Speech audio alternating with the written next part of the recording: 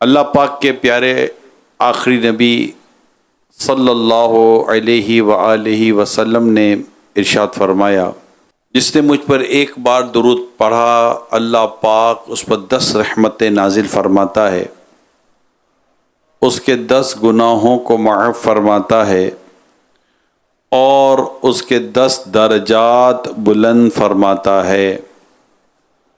صلو علی الحبیب صلی اللہ تعالی علی محمد وعلی آلہ وصحبہ وبارک وسلم۔ صلاۃ و سلام علیک یا سیدی یا سیدی یا سیدی، یا مکی یا مدنی یا قرشی یا ہاشمی یا مطلبی یا رسول اللہ صلی اللہ تعالی علیہ وآلہ وسلم۔ ایک بزرگ رحمۃ اللہ تعالی علیہ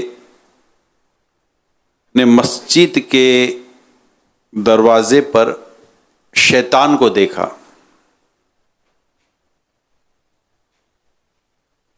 بڑے حیران اور پریشانی کے عالم میں شیطان مسجد کے باہر کھڑا تھا۔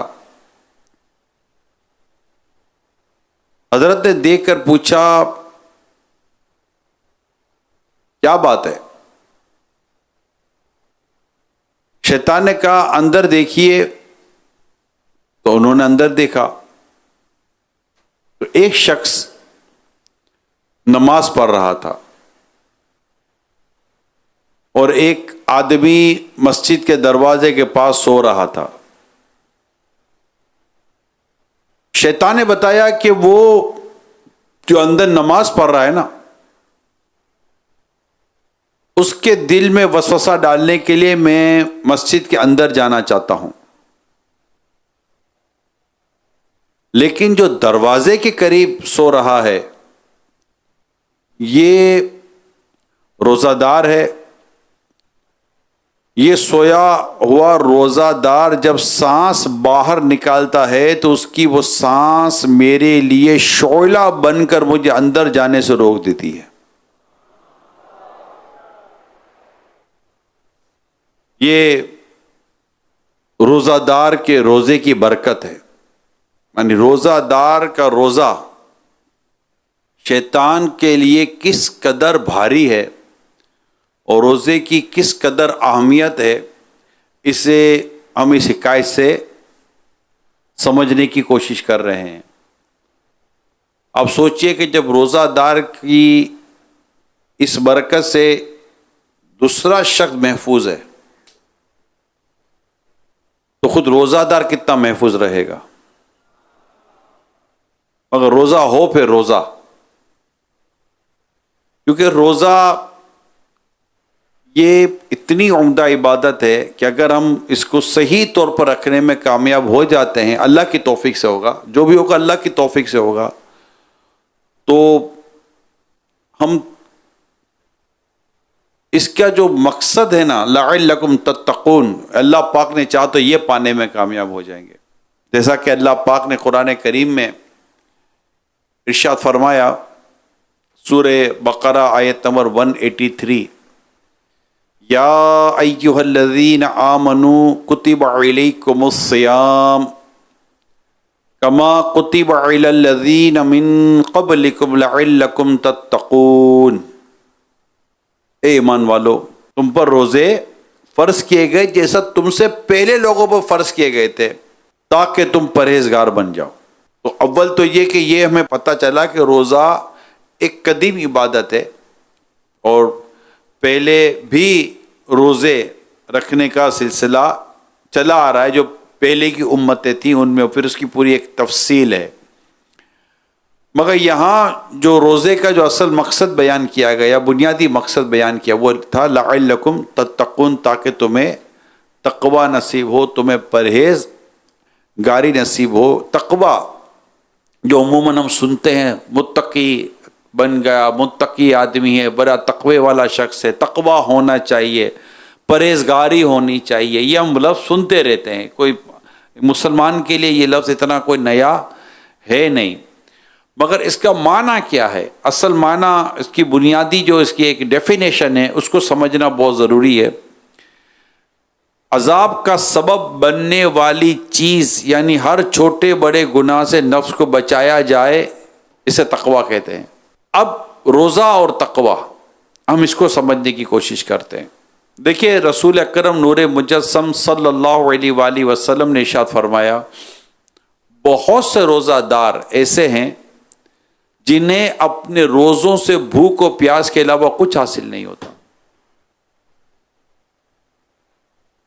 اب چونکہ ماہ رمضان میں جو سب سے اہم اور بنیادی عبادت ہے وہ روزہ ہے، تو روزہ کو جو ہم سمجھنے کی کوشش کر رہے ہیں، یعنی کہ اس کا جو میں نے حدیث سنائی کہ اس کو کہ بہت سے روزہ دار ایسے جنہیں اپنے روزوں سے بھوک و پیاس کے علاوہ کچھ حاصل نہیں ہوتا۔ اس کا ایک معنی یہ ہے کہ کوئی شخص روزہ رکھ کر حلال کھانے سے تو رک جائے، شربت نہیں پی رہا، بریانی نہیں کھا رہا، اور بھی 10 قسم کی حلال، پانی نہیں پی رہا، یار رکا ہوا ہے نا، حلال چیز سے پانی تو حلال ہے، لیکن چونکہ اس کا روزہ ہے تو اس کو پانی پینے کی اجازت نہیں ہے، ورنہ تو روزہ ٹوٹ جائے گا۔ تو سمجھنا یہ ہے کہ کوئی شخص روزہ رکھ کر حلال کھانے سے تو رک جائے، لیکن لوگوں کا گوشت کھاتا رہے، یہ کیسے؟ اب یہ لوگوں کا گوشت کون کھائے گا؟ غیبت کیا ہے؟ غیبت کرنا کسے کہتے ہیں؟ اپنے مرے ہوئے بھائی کا گوشت کھانا۔ تو اب ویسے تو یہ حلال، جو چیزیں حلال تھیں، یہ اس کو ترک کر رہا ہے کہ میرا روزہ ہے، لیکن اس کے علاوہ جو چیز ہے ہی حرام، غیبت، اس سے نہیں رک رہا، یہ کبیرہ ہے۔ یہ بھی معنی ہے کہ حلال کھانے پینے اور جو مرد و عورت کے جو شوہر بیوی کے جو معاملات ہوتے ہیں، اس سے تو خود کو بچائے، لیکن حرام دیکھنے، حرام بولنے، حرام سننے، حرام کام کرنے سے خود کو نہ بچائے۔ مثلا فلمیں ڈرامے دیکھے، گانے باجے سنے، اس سے خود کو نہ بچائے۔ بازار وغیرہ میں جا کر بدنگاہی کرے، اس سے خود کو نہ بچائے۔ حرام بولنا، گالم گلوچ کرے، اس سے خود کو نہیں بچا رہا۔ جھوٹ بولنے سے خود کو نہیں بچا رہا، الزام تراشی کرنے سے خود کو نہیں بچا رہا۔ حرام سننا، یوں کہ گانے سنے، غیبت کی طرف کان لگائے۔ حرام کرنا، یوں کہ دوسروں کا دل دکھانے، مار دھار کرے، برا بھلا کہے، تان و تشنیع کرے، میں اسی کام میں لگا رہے۔ حرام کمانا، یوں کہ کاروبار میں جھوٹ، خیانت، ملاوٹ، دھوکے سے باز نہ آئے۔ یا نوکر پیشہ جو لوگ ہوتے ہیں، جاب کرتے ہیں، تو رشوت کے بغیر کام نہ کرے یا اپنی ذمہ داری پوری نہ کرے، یوں اس کی تنخواہ بھی حرام میں داخل ہو جائے۔ یہ سب وہ ہیں جنہیں روزے سے بھوک پیاس کے سوا کچھ حاصل نہیں ہوتا۔ یہ کون لوگ ہیں جنہیں روزے سے بھوک پیاس کے علاوہ کچھ حاصل نہیں ہوتا؟ اگرچہ فرض سے بری ذمہ ہو جاتا ہے کہ فرض تو ادا ہو جائے گا۔ ائمہ دین نے روزے کے جو باطنی آداب بیان کیے ہیں، اس کو میں بیان کروں اس سے پہلے اس کو مزید تھوڑا سا کلیئر کر لیتے ہیں کہ روزے میں ہمارے سامنے کھانا ہے، پینا ہے، ہم نہیں کر رہے نا، لیکن ہو کیا رہا ہے؟ غیبت کر رہا ہے، چگلی کر رہا ہے، دل آزاری کر رہا ہے، گانے سن رہا ہے، فلمیں دیکھ رہا ہے، گالم گلوچ کر رہا ہے، حرام کما رہا ہے۔ ارے بھائی، روزہ ہے تاکہ تمہیں تقوی نصیب ہو، تمہیں پرہیزگاری نصیب ہو۔ تم نے خود پہ کھانا پینا بند کر دیا، اب تم بازار میں جا کر ملاوٹ بھی کر رہے ہو۔ بھائی کیوں کر رہے ہو؟ تم بیٹھ کے غیبتیں کر رہے ہو، بیٹھے ہوئے آپس میں۔ اب جیسے کہ اس وقت تو صبح ہو گئی، ایک تعداد ہے جو اٹھ کے جائے گی، کاروبار کرے گی، نوکری جائے گی، بازار میں جائے گی، آفس پہ جائے گی۔ اب روزے سے بھی ہیں، غیبت بھی کرنی ہے، روزے سے ہیں، بدگمانی بھی کرنی ہے، روزے سے ہیں، گالیاں بھی دینی ہیں، روزے سے ہیں، دل آزاریاں بھی کرنی ہے، روزے سے ہیں، الزام تراشیاں بھی کرنی ہے، کسی پر جھوٹے الزامات بھی لگانے، روزے سے ہیں، بالکل جی ہاں، میں تو خود مجھے پتا ہے یہ مطلب کوئی ڈھکی چھپی چیز نہیں ہے، رمضان، روزہ سب اپنی جگہ پر، مگر رشوت سے باز نہیں آتا، بالکل میں جانتا ہوں، اور یہ دعوت اسلامی میں آنے کے بعد نہیں، میں دعوت اسلامی سے پہلے سے جانتا ہوں،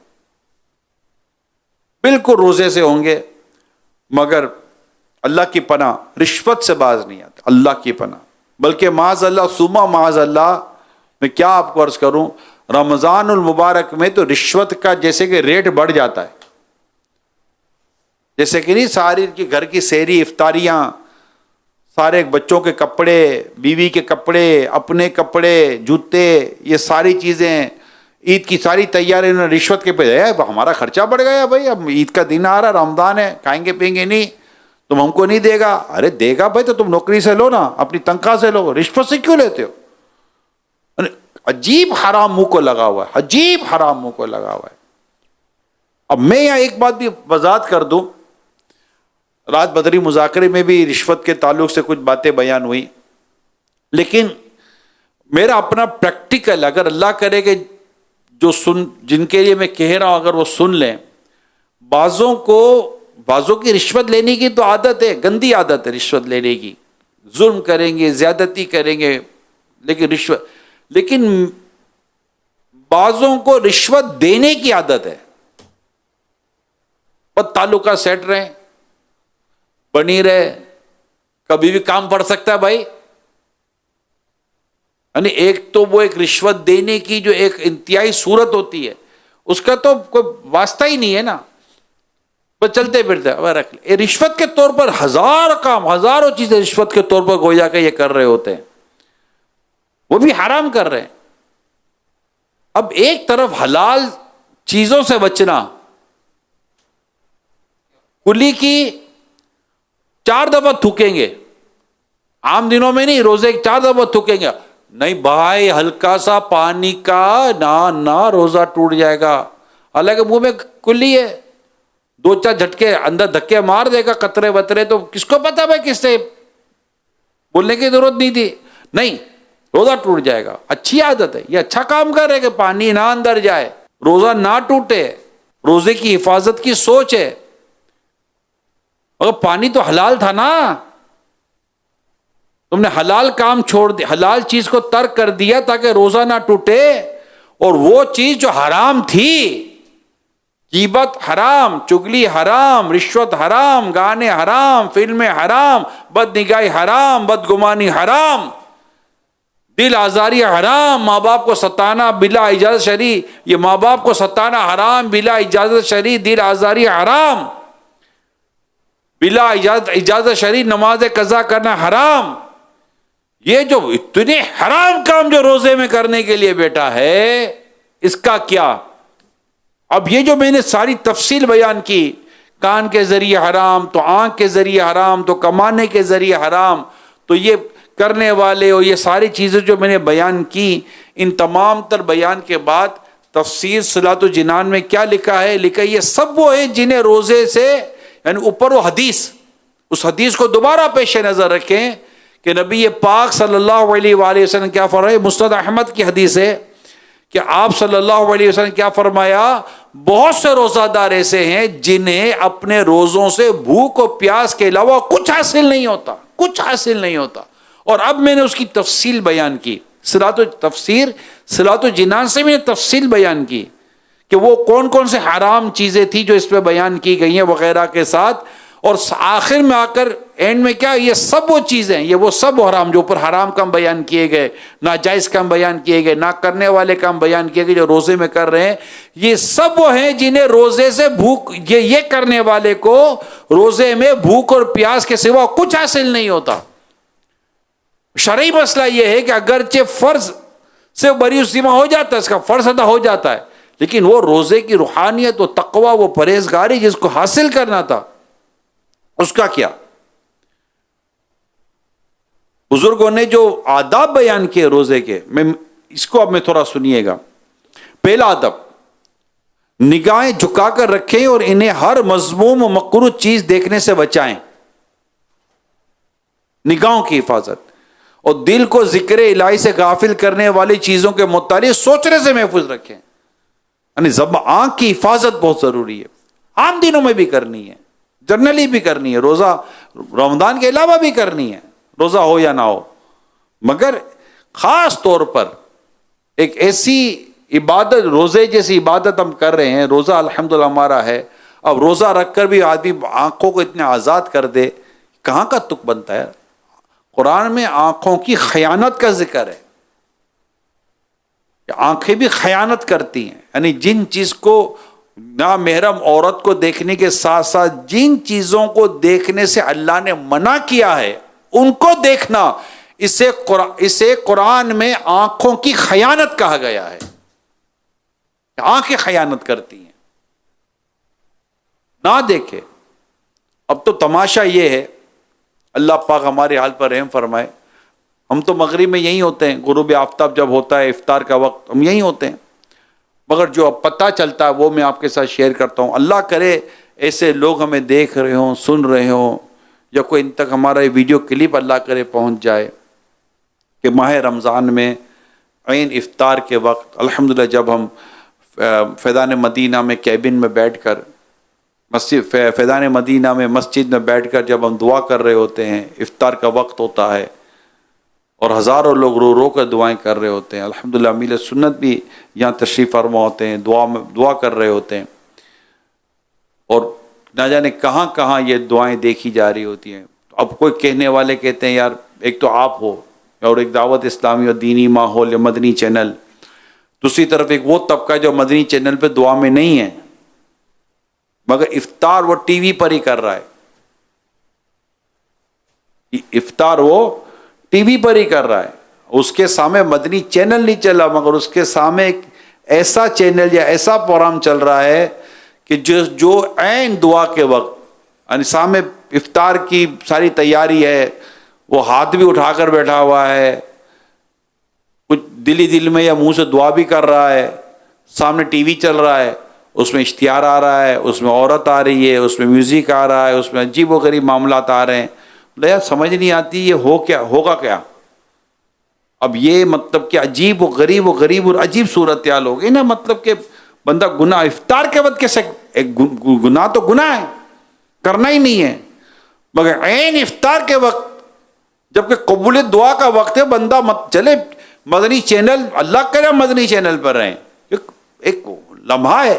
لیکن اب یہاں جو افطار کا وقت ہے، ضرورت تو نہیں ہے کہ دنیا بھر میں یہی افطار کا وقت نہ ہے، اور ہے بھی نہیں، یہ تو کراچی کا ایک حساب کتاب ہے. لیکن جب اس کے باہر دیکھتے ہیں تو پھر وقت بدلتا رہتا ہے، کسی کا وقت بعد میں آگا، کسی کا وقت پہلے آئے گا، اور دنیا کا الگ الگ نظام ہے. مگر یہ کہاں کی مطلب کہ سمجھ نہیں آتی، یہ کیا بولوں میں ان لوگوں کو، یہ کیا چیز ہے کہ آپ افطار کے وقت بھی گناہ سے باز نہیں آ رہے. یعنی ایسا کبھی کبھی لگتا ہے کہ شاید ایک تعداد جسے شعور ہی نہیں ہے کہ یہ گناہ ہو رہا ہے، شعور ہی نہیں، ایسا لگ رہا ہے، شاید واللہ عالم ممکن ہے، اور شاید ہو سکتا ہے ہمارے کہنے سے بعضوں کو شاید کوئی چوٹ ووٹ لگ گئی ہے. ہاں یار نہیں، یہ غلط ہے. اب ایک اجنبی اور ایک غیر محرم عورت کو دیکھ رہے ہیں، غلط ہے. اب کیسے غلط ہے؟ میں کہا ابھی آپ کو سمجھا دیتا ہوں غلط کیوں ہے. ابھی ایک مولانا اگر ایک اجنبی سے بے پردہ عورت کے ساتھ کھڑا رہ جائے تو آپ کو دیکھو مولانا ایک اجنبی عورت کے ساتھ کھڑا ہوا ہے، باتیں کر رہا ہے، کیوں بھائی کیا پرابلم ہے؟ نہیں ہے، غلط ہے. کیا غلط ہے؟ غلط ہے نا، آپ غلط بول رہے ہو نا. مولانا کے لیے غلط ہے، داڑھی والے کے لیے غلط ہے. غلط اس لیے کہ شرعن غلط ہے. وہ داڑھی والا اس لیے غلط ہے، اس لیے نہیں ہے. غلط اس لیے کہ وہ شرعن غلط ہے، اسلام و دین میں اس کی اجازت نہیں ہے، تو آپ کو بھی نہیں، اس کو بھی نہیں ہے. اب ٹی وی پہ دیکھیں یا سامنے کھڑا کر کے دیکھیں، ٹی وی پہ تو اور بھی خطرناک معاملہ. پھر میوزک آیا، میوزک کیا مسجد میں آؤ کبھی جنازے میں بجے موبائل آپ کا میوزک والا، پھر پوچھوں گا آپ کا ہاتھ ہوگا اور موبائل ہوگا، اور نہیں مانیں گے تو لوگ جنازے میں آپ کا جنازہ نکال دیں گے. نماز کی حالت میں بجے تو صحیح موبائل، اور وہ اس پہ بجے بھی میوزک، پھر جو نمازی پہنچیں گے نا آپ کو بھی پتہ چلے گا کہ یہ میوزک کا کیا مسئلہ ہے. ایک چیز ناجائز ہے, اللہ اس کے رسول نے منع کیا ہے. قرآن کریم کے آیات, اس کی تفاسیر سے جو چیز سامنے آتی ہے, حدیثوں سے جو چیز سامنے آتی ہے, تو جو چیز غلط ہے وہ غلط ہے یار. اچھا نہ ماننا ایک اپنی جگہ پر ہے, مگر دل تقریباً کا گواہی دیتا ہے کہ یار غلط. اب ہم غلط کام میں پڑ گئے اور اس لیے ہم کہیں گے نہیں یہ غلط نہیں ہے, تو یہ تو کوئی انصاف کی بات نہیں ہے نا. تو یہ روزہ تو خاص طور پر, روزے میں گانے باجے, فلمیں, ڈراموں میں وقت برباد کرنا, ٹائم پاس کر رہا ہے. ارے بھائی ٹائم پاس نہیں ہو رہا, ٹائم برباد ہو رہا ہے.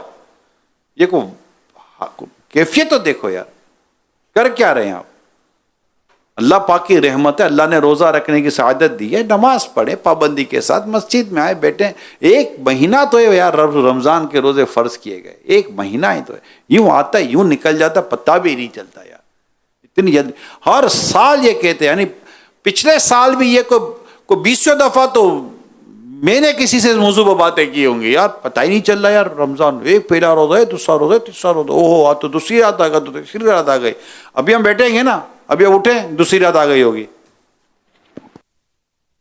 یار, ایک پہلا روزہ چلا گیا. یوں کرتے کرتے اب پورا مہینہ نکل جائے گا. دیر کتنی لگتی ہے. اور ہم کیا بدلے, دیکھنا تو یہ ہم کیا بدلے.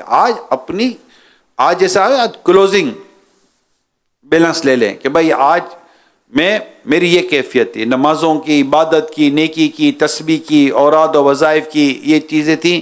اور یہ اللہ نہ کرے مجھ جو برائیاں تھیں, یہ مجھے چھوڑنا, یہ مجھے پکا کرنا ہے. اس پر باقاعدہ اپنے آپ کو جما لیں اور ماہ رمضان کو فوکس کر لیں.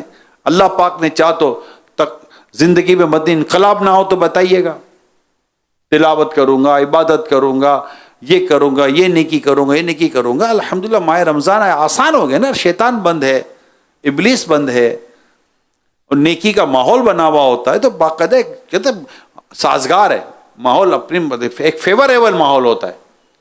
اللہ پاک ہمارے حال پر رحم فرمائے اور ہمیں گناہ سے بچ کر روزہ رکھنے کی توفیق عطا فرمائے. تو ایک تو آنکھوں کے تعلق سے میں نے بیان کیا, اس کا دوسرا ادب یہ فضول باتوں, جھوٹ, غیبت, چگلی, فحش کلامی, بد اخلاقی اور لڑائی جھگڑے سے زبان کی حفاظت کی جائے. یہ روزے کا دوسرا ادب ہے. اب بیٹھ کر غیبتیں کرنا, اللہ پاک رحم کر, پتہ نہیں گھروں میں کیا حال ہوتا ہوگا. یہ گھروں میں بھی یہی حال ہوتا ہوگا. اللہ کی پناہ, جو بچے ہوئے ہیں, جو بچی ہوئی ہیں, اللہ پاک سب پر رحم فرمائے. اب ساس کا بھی روزہ تو بہو کی غیبت کرے گی, بہو کا روزہ تو ساس کی غیبت کرے گی, ماں بیٹی کی, بیٹی ماں کی. سب غیبتوں سے کون بچتا ہے, الا ماشاءاللہ جس کو اللہ بچائے. دوست کی غیبت کرے گا. مذہبی آدمی بھی اپنے ادھر ادھر سے گھما پھرا کر کوئی بھی غیبتوں میں پڑ جاتے ہیں. جس کو اللہ بچائے وہی بچتا ہے, الا ماشاءاللہ. 100% بات نہیں ہے, لیکن غیبت کی تعریف اور غیبت کی تمام چیزوں کو غور کریں تو بہت کم رہ گئے بچنے والے یار, بہت کم رہ گئے بچنے والے. یعنی بہت بڑی تعداد نہیں ہے بچنے والوں کی, ہے مگر پھر بھی ہے, مگر بڑی تعداد نہیں ہے. پوش کلامی, الٹی سیدھی باتیں, تو عجیب و غریب انداز ہے. لڑائی جھگڑے دیکھے تو رمضان میں تو مزید لڑائی جھگڑے شروع ہو جاتا ہے. کچھ بولنا ہے, حالانکہ روزہ تو صبر لاتا ہے, مگر یہ صبر کی جگہ پر جھگڑے کرتے ہیں. اللہ پاک ہمیں روزے کے آداب کو سمجھنے اور ان کی آداب کے ساتھ روزے رکھنے کی توفیق عطا کرے, اور ہمیں اللہ کرے کہ ہم اپنے روزوں کی حفاظت کر کے پکا روحانی انداز سے اس کی روحانیت حاصل کرنے میں کامیاب ہو جائیں. اور اللہ کرے کہ لعلکم تتقون جو ہمیں ارشاد فرمایا گیا, اس منزل کو پانے میں ہم کامیاب ہو جائیں. آمین بجاہ خاتم النبیین صلی اللہ علیہ وآلہ وسلم. صلو علی الحبیب.